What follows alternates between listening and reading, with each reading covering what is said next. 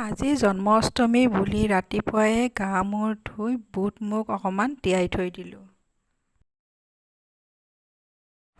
শৰাইৰ কাৰণে অলপ নাৰিকল কাটি থৈ দিলোঁ।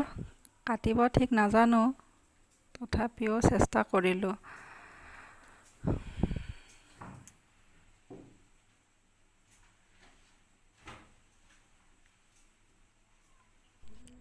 আবেলি সময়ত তিয়াই থোৱা চাউল এনেকৈ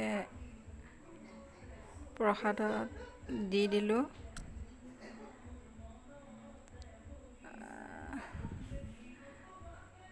তাৰপিছত আদা অকণমান কাটি দিলোঁ এনেকৈ। তাৰপিছত কাটি থৈ দিয়া নাৰিকলখিনিও দি দিলোঁ।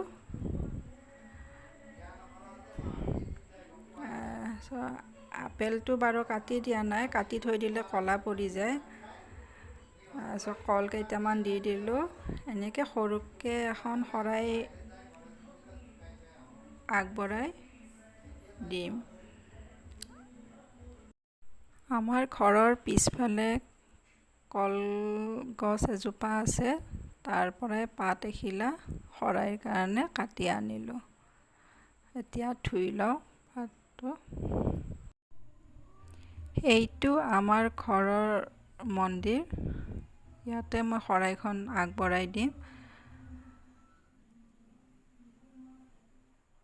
এতিয়া মই শৰাইখন পাতি দিছোঁ ইয়াতে, আৰু চাকি ধূপ এইবিলাক জ্বলাই দিওঁ। জ্বলাই দি এতিয়া ভগৱানৰ ওচৰত এটা সেৱা লৈ ল'লোঁ।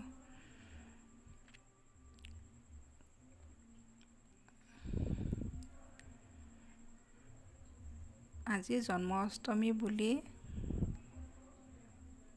এইখিনি